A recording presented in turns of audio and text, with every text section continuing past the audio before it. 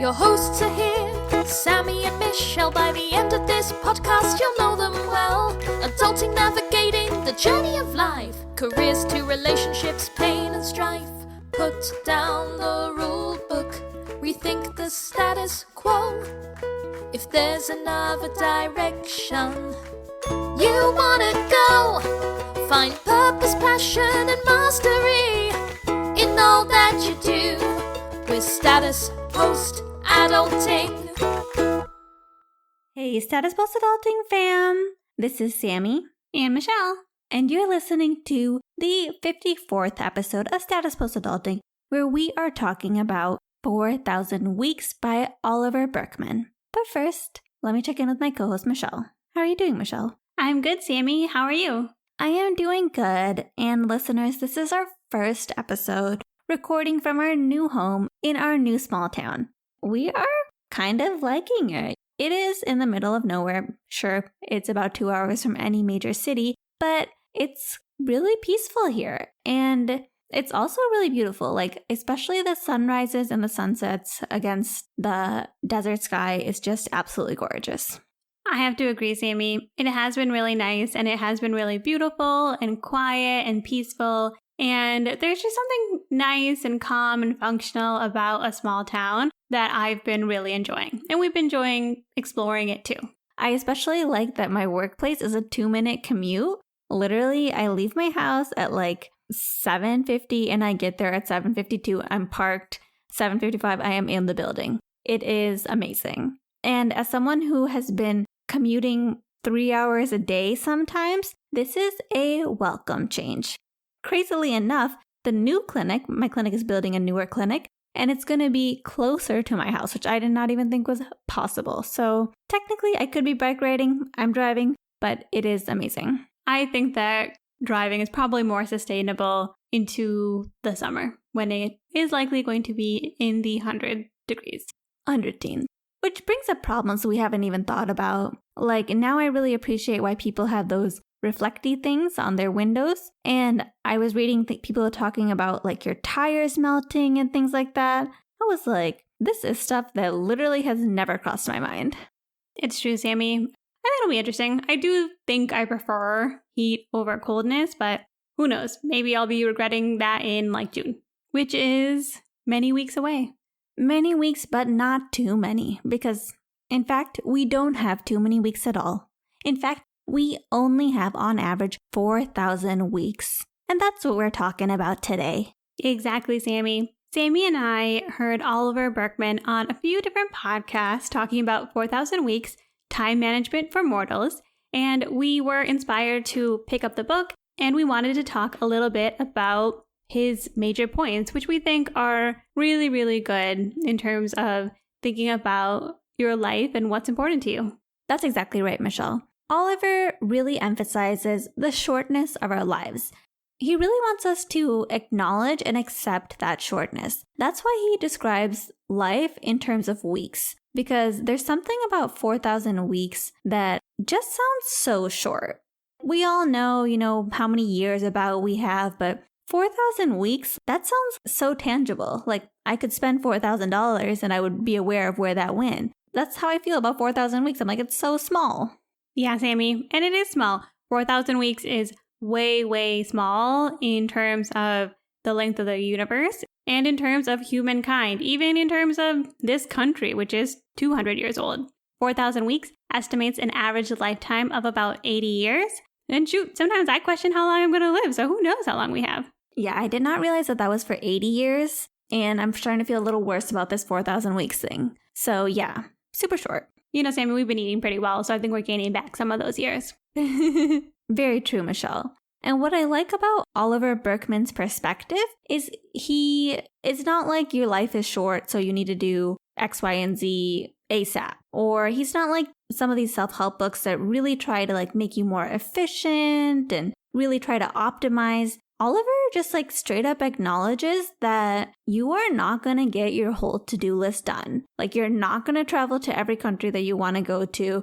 That whole idea of everything that you want to get done, there's simply not enough time. Yeah, Sammie. It's funny because Oliver Burkeman is clearly both a productivity geek, as he self-proclaims. I would say even somebody who is in productivity rehab, because it does seem like he has read every productivity book and has wrote about it. So he knows about all the different books and ideas and hacks that there are in life. And then his book really focuses on why trying to squeeze life and get every drop out of it may not be the best way to live. A very anti-productivity mentality.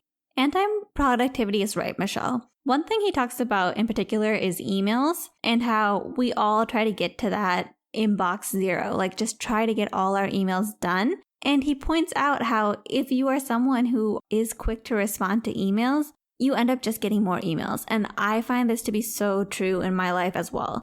Like if I'm really quick to respond to like every single message that comes into my inbox, I just find that like people send me messages sometimes instead of other people because they know I will respond to it quickly. And what ends up happening is you end up just spending more time on emails because you have even more emails. You literally are on a hamster wheel where if you run faster, you're not going anywhere. And most importantly, you're not getting to the tasks that you really want to get done. It's true, Sammie. Oliver Burkeman talks a lot about the quote-unquote efficiency trap, about how you can get yourself into a cycle like that, and how a lot of times when we have a to-do list or things that we want to do, we ironically end up doing the least important things or the easy things first, and then we never make time for the things that are most important to us. I know I'm totally guilty of that, where I will put together a list when I'm in the office, and I will knock off all the small things. And then next thing you know, you've had so many small things, and those small things lead to other small things. And then at the end of the day, I haven't even accomplished the big thing that I want to accomplish. Yeah, Michelle, work is definitely a big one that takes up a ton of time and almost all of our lives. It's interesting because in Oliver's book, he talks about John Maynard Keynes, who was an economist who thought that in the future, we would only work 15 hours a week. He was predicting into nowadays, and he is so wrong. We definitely work more than 15 hours a week. But his reasoning was that as things became more efficient, we would get our tasks done quickly, so we would have tons of leisure time. And he's actually correct about getting things done more quickly. Like those same tasks that we had to do at that time, we got them done more quickly. But we filled the rest of the time with more work instead of leisure. Yeah, Sammie, it's really ironic. And it's funny because he thought that we were going to have more time because of all this new technology and we'd be able to be more productive. And he literally is thinking, wow, like, what are we going to do with that time? Like, our biggest struggles are going to be figuring out what to do with all this extra time that we have. And we found this funny article on NPR where they find, apparently he didn't actually have any children or grandchildren. He found his sister's grandkids and asked them, oh, like how long do you work? And it's like 50 hours a week, 100 hours a week, all these long work days. So he did predict that his grandkids would only have to work 15 hours a week. And what actually happened was we just try to squeeze more and more in our workday. Exactly, Michelle. And a lot of times, the more and more that we're squeezing into our workday is not things that we choose for ourselves. It's put on us by our jobs. And we wait to do our life's most valuable work until we have a large chunk of time. I see this in myself all the time. I don't want to start something super meaningful to my own life until I have a big old chunk of time where I can really do it properly and really do it thoroughly. And what Oliver Burkeman points out is that day never comes. We keep pushing off these big life goals and these big life objectives for a later date, and instead we fill our days with smaller and menial tasks. It's so true, Sammie. You always hear people talk about how they want to write a book, how they want to start a podcast, how they want to create a company, whatever it might be for each person. And then they're like, well, I'll do it when I retire, or I'll do it in the future because I'm working so much right now, which I think is totally valid. Our lives are very tiring and we don't necessarily want to go and start our own projects. But the sad truth is that we put off those things in order to do the things that we feel like we have to do for work or to make money. And then we end up not getting to the projects that would actually make our 4,000 weeks most meaningful. That made me and Michelle think about Bronnie Ware. We had actually talked about Bronnie Ware in a previous episode, actually our very first episode, because she is a hospice nurse who wrote a book called Regrets of the Dying. And The second most common regret is actually people saying, I wish I hadn't worked so hard. I hear that, Sammie.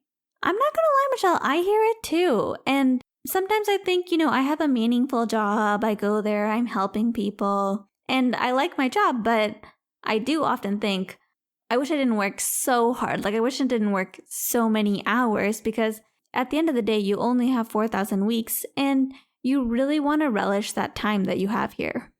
The greatest irony, Sammie, is that I imagine day to day, people feel the way I do, where I feel like, oh my gosh, I didn't do enough work. I'm not working hard enough. How can I do more? How can I show up more? How can I show everybody else that I'm working hard? All of that, which I think for me is something that comes from the ego, because I want to prove or show that I'm working hard. All that to get to the end of your life and saying, gosh darn it, I wish I hadn't worked so hard. I'm doing that for somebody else, and I wasn't necessarily doing that for myself. Yeah, Michelle, that became really apparent to me last year when my boss had offered me a promotion, and he suggested that, with the promotion, he would want me to start working 40 hours a week, which I know sounds like a very reasonable work week, but truthfully, I was working 32 hours a week, and I knew that I was doing way more work than that. So I decided to track my time, see the previous Tracking Your Time episode. What I found out was that for every 8-hour day that I had at work, I would spend at least 1.5 hours outside of work catching up on other things, whether that was paperwork or projects that I was doing. And I just really knew in my heart that if I took this promotion, I would be taking on an additional 8 hours, but I'm sure whatever job that they would give me would actually take more than 8 hours. So I ultimately was like, thank you, but I don't want to take the promotion because I want to keep my time and keep a work-life balance, which they were okay with. But tracking my time really opened my eyes because it just really made me realize that it's almost not quantifiable. There's almost not a dollar amount that you can put on it if someone is taking up that much of your time when that's not exactly how you wanted to spend your time. Yes, Amy. I mean, time is a finite resource. We don't have a lot of it, which I think, of course, is the main point of this book. If we only have, say on average, 4,000 weeks, then sometimes we feel like, oh, if I just work a little bit later, a couple extra hours, or if I'm working more hours this week than I'm usually paid for, it doesn't really matter. But we are giving away something that is really important, and that is some of our precious hours and some of our 4,000 weeks. Right, Michelle. I think there's this feeling in our culture that if you don't want to put in the time, you're kind of being lazy or you're not really a hard worker. But actually, you're just someone who has your priorities in order. You have your life and your priorities for your life in order. Hello there, fam. Sammie and I are here to talk about our partner, Ana Luisa. That's ANALUISA. We are loving the earrings and necklaces we got from their website. Beautiful and timeless gold pieces, different size hoops, and elegant chains. You may have seen us showing them off on our TikToks and Reels. They're a great gift for yourself or for someone special in your life. Hello, Valentine's Day's around the corner, Sammie. Or the Super Bowl if you want to bring out your hoops. Wrong sport, but still a slam dunk joke, Sammie. The best part is, Ana Luisa is a growing business that's focused on making beautiful jewelry without hurting the planet. That's so true, Sammie. And Ana Luisa's prices are great too, with jewelry starting at $39. New jewelry collections are released every Friday, and if you click our link and use the code STATUSPOSADULTING, no spaces, you will get 10% off.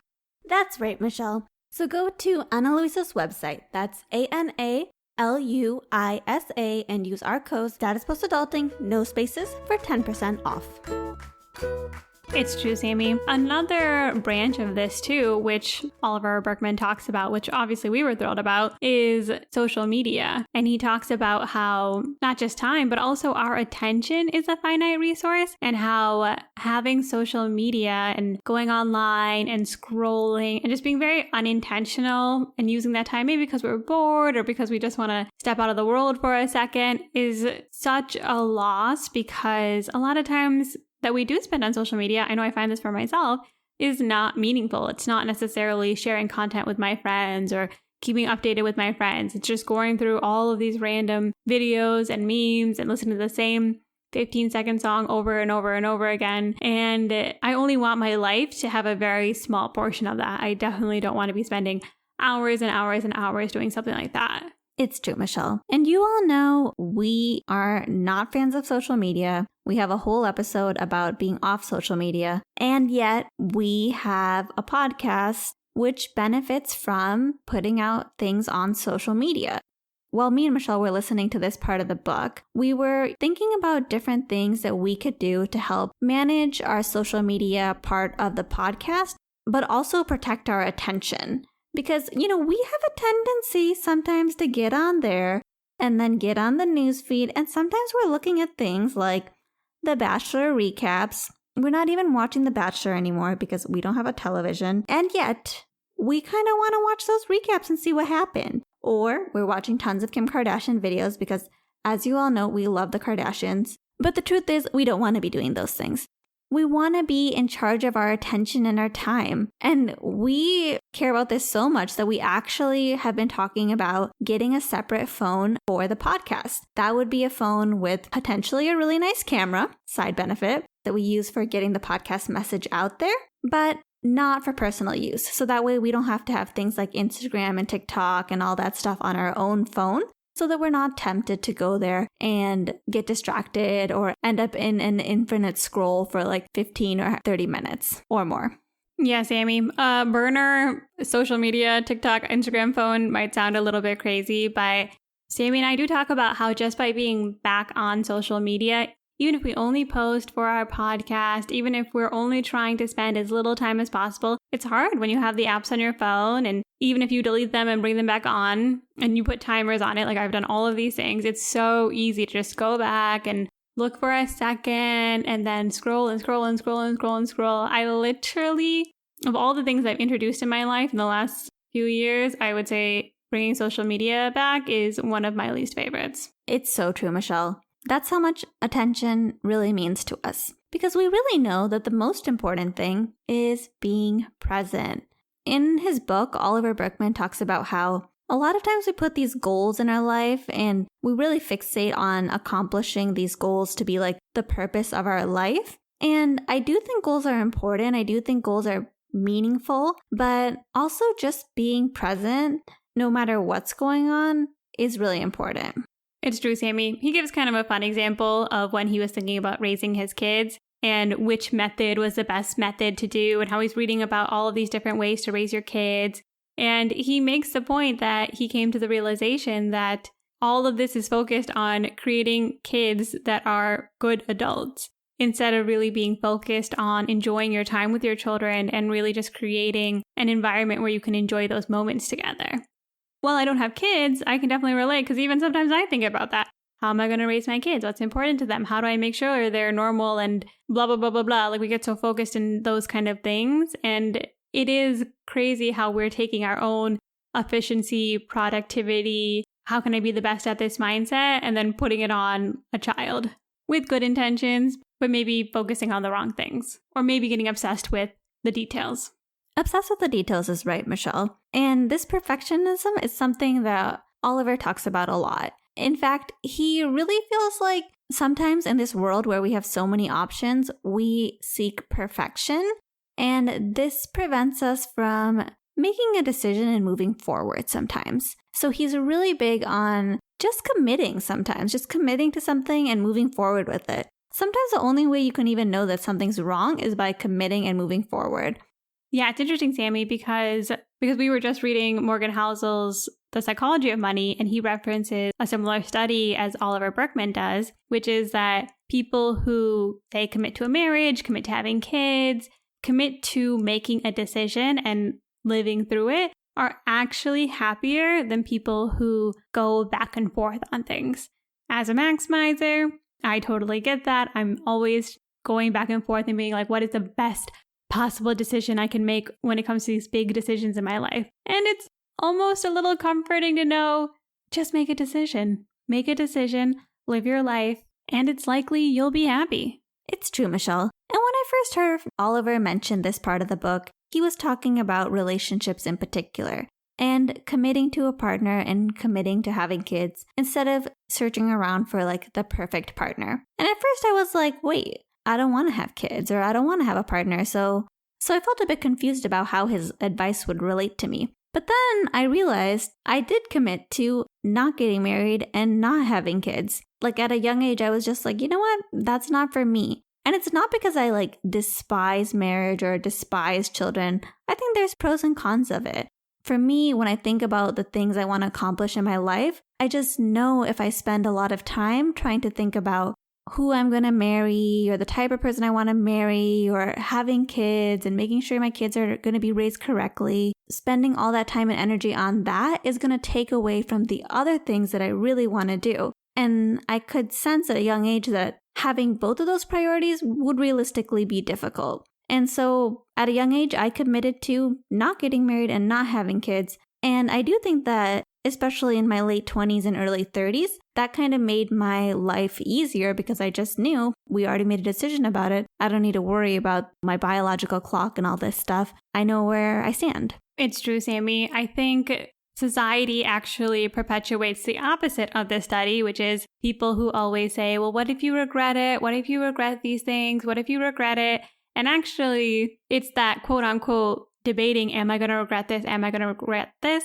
Is the problematic part of the decision making. It's better to think it through, make a decision, take your time, commit to it in that moment, and move on with your life. And chances are, it seems like statistically, people actually don't regret the decisions that they make. They live their lives, they learn as they do, and by doing, they end up so much more happier and fulfilled in life than if they are just sitting there paralyzed by choice. I can definitely feel myself as the latter. And again, I think it's so freeing to be like, okay, committing to something is actually better than being confused and so concerned about making the wrong decision.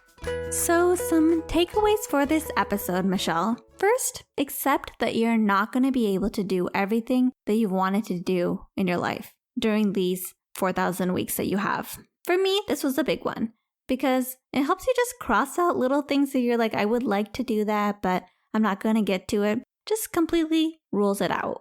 Exactly, Sammie. Life is short, and instead of having this forever long to-do list, forever long bucket list, all these places that we think we should travel to, it's just better to be like, hey, this is what's important to me. These are really the things that I want to focus on, and I'm going to focus on that.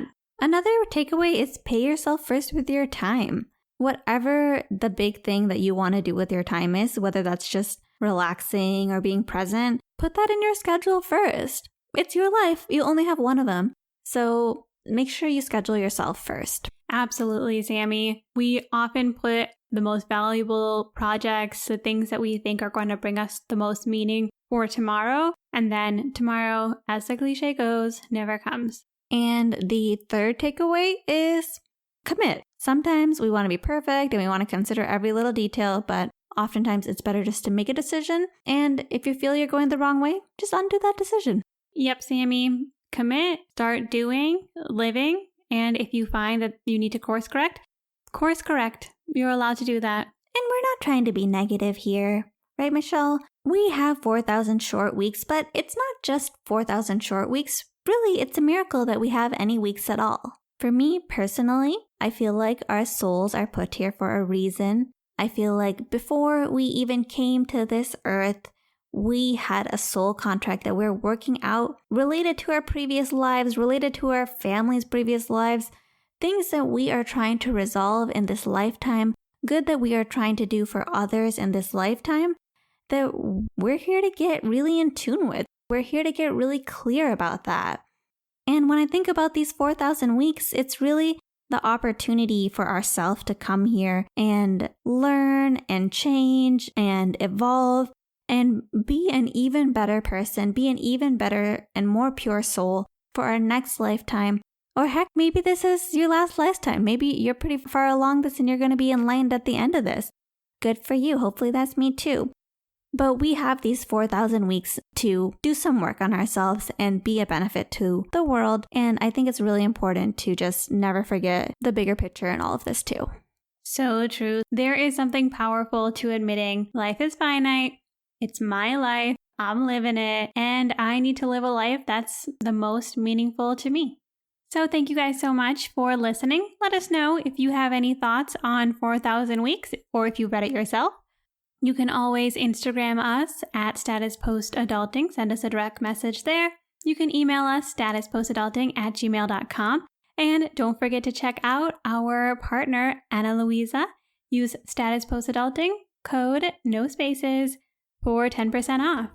And most importantly, be sure to join us next time as we put down the rulebook and rethink the status quo.